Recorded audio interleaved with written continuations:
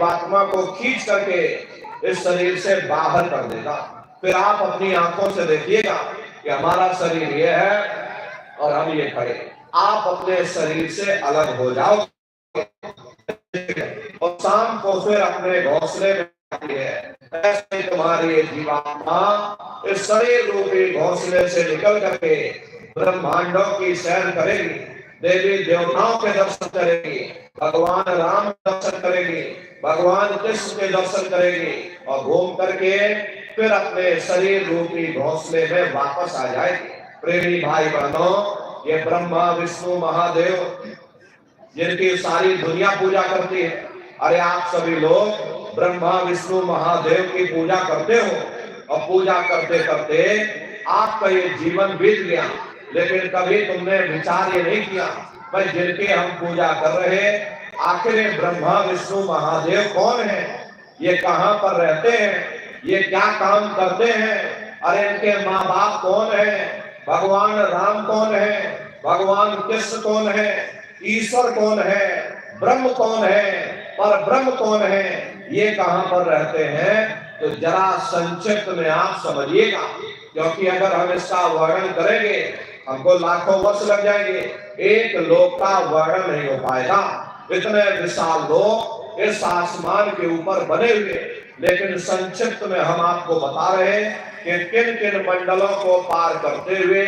तुम्हारी ये जीवात्मा अपने पांचवें मंडल पर यानी कि सचखंड में पहुंचेगी। रास्ते में कौन कौन से देश मिलेंगे, उस देश के कौन कौन से राजा मिलेंगे, तो जरा संक्षिप्त में आप समझ लीजिए।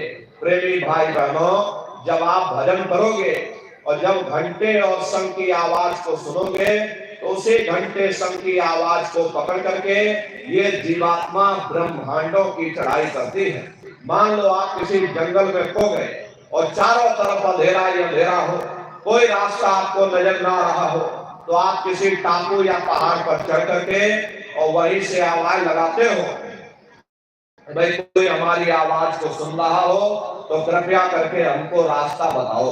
मान लो किसी आदमी ने आपकी आवाज को सुना और उसने आपको आवाज दी कि भाई हम तुमको ये आवाज दे रहे, तुम इस आवाज को पकड़ करके और तुम हम तक पहुंच जाओ।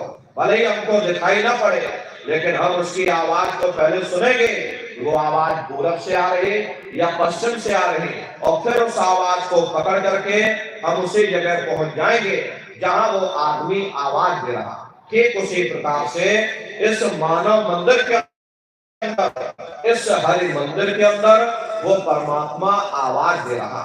जब ये जीवात्मा उस आवाज को सुनेगी तो उस आवाज को पकड़ करके ये जीवात्मा वहीं पहुंच जाएगी जहां वो परमात्मा बैठ करके आवाज दे रहा। तो वो आवाज कब सुनाई पड़ेगी? जब आप लोग भजन करोगे और जब घंटे और शंख की आवाज को सुनोगे तो उसी घंटे शंख की आवाज को पकड़ करके ये जीवात्मा ब्रह्मांडों की चढ़ाई करती है।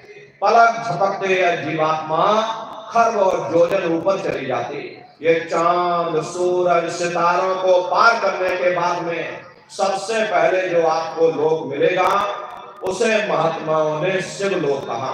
शिवलोक तमोगुणी स्थान है, वहां के मालिक शिव जी हैं, तो पार्वती जी के साथ उस लोक में विराजमान है। शिव जी का दर्शन करने के बाद में फिर जब आप ऊपर चढ़ोगे उसी के ऊपर ब्रह्मा जी का लोक आएगा। ब्रह्मा जी का लोक वो रजोगुणी स्थान है, वहां के मालिक ब्रह्मा जी हैं, वो गायत्री सावित्री और सरस्वती के साथ उस लोक में विराजमान है।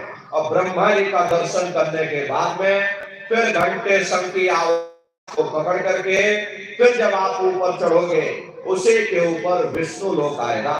विष्णु लोक वो सतोगुणी स्थान है, वहां के मालिक विष्णु जी हैं, उनका बड़ा मनमोहक स्वरूप है। चार भुजाएं हैं और चारों भुजाओं में शंख गदा पद्म और चक्र सुशोभित है।